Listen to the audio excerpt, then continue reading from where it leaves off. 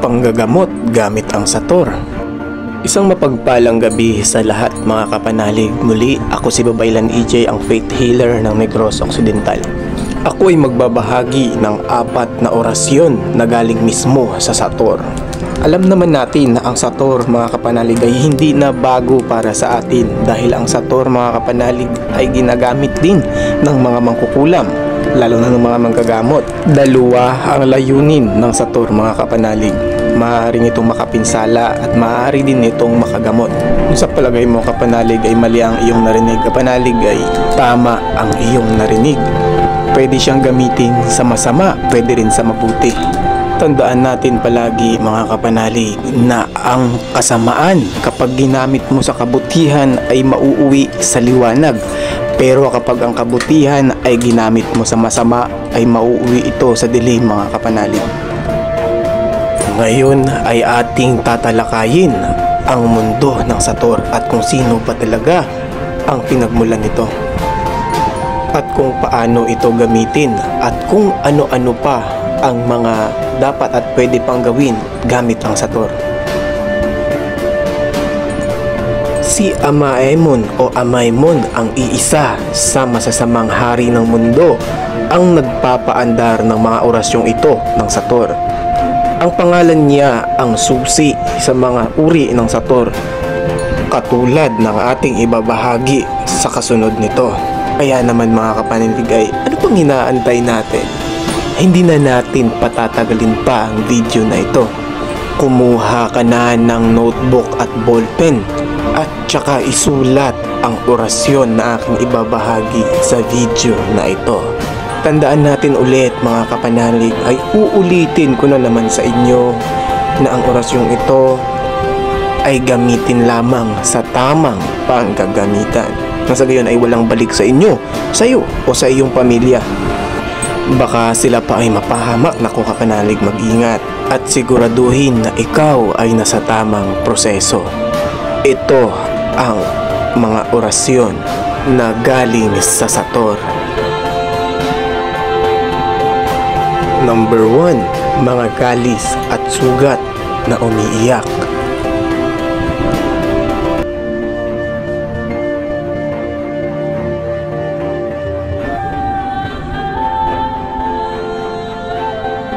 Ikalawa ay kapangyarihan sa panggagamot. Isaulo ang mga susunod na orasyon.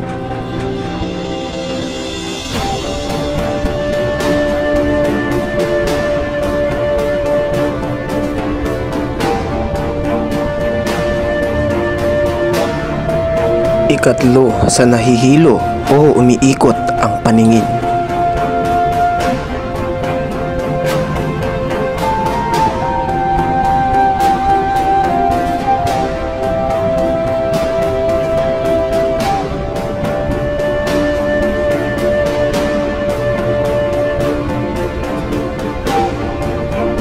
Kaapat, sa mga sakit na hindi maintindihan.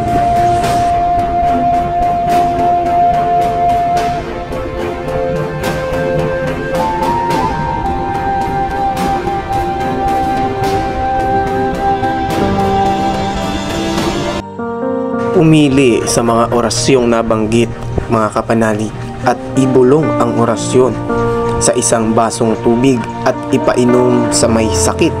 Maaari ding isulat ito sa isang papel at itapal sa bahaging may karamdaman. Ayan, ngayon alam na ninyo mga kapanalig ang mga nakatala sa sator at mga panglunas at mga dagdag kapangyarihan sa panggagamutan at iba pa.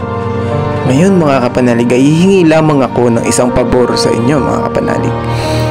Hihingi lang ako ng isang like, isang share at mag-follow na rin sa aking Facebook account. Subscribe na rin sa YouTube syempre para lagi kayong updated sa mga ganito klaseng video, mga libreng tawas, libreng gamutan at mga pagbabahagi ko rin syempre. Ayan mga kapanalig, at dahil umabot ka sa dulo ng ating video ay sumabay ka na sa ating prayer na eto mga kapanalig. Ama naming banal, makapangyarihan naming Diyos, Ako po'y lubos na nagpapasalamat sa inyong kabutihan walang hanggan. Maraming salamat po sa panibagong buhay at kalakasan na pinagkakalob nyo sa amin sa araw-araw, sa aming panibagong bukas na sa aming paggising. Bigyan nyo po kami ng lakas ng katawan at linaw ng isip upang lubos namin magampanan ang aming tungkulin, sapagkat pinapangako po namin na mas pag-uusayan at pagbubutihin pa namin ang pagganap sa aming mga tungkulin. Bukas, ipagdadasal pa po namin naway makarating kami ng ligtas at maluwalhati sa aming pamilya, at magkaroon kami ng isang tahimik at maaliwalas na pagtulog, at bukas nawa ay makagawa kami ng kabutihan sa aming kapwa, sa pangalan nating Panginoong Hesus. Amen.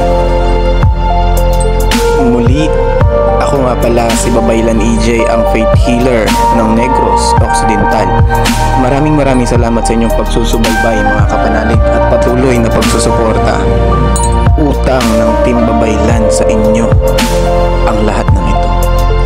Alam ba ninyo mga kapanalig na 2:30 AM na ngayon ng madaling araw ay talagang pinagtiyagaan ko ang pag-edit ng video na ito kahit saglit lang mga kapanalig.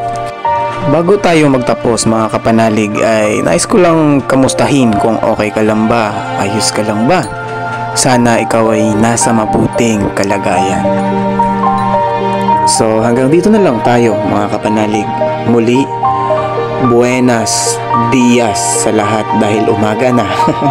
Thank you mga kapanalig. That's all.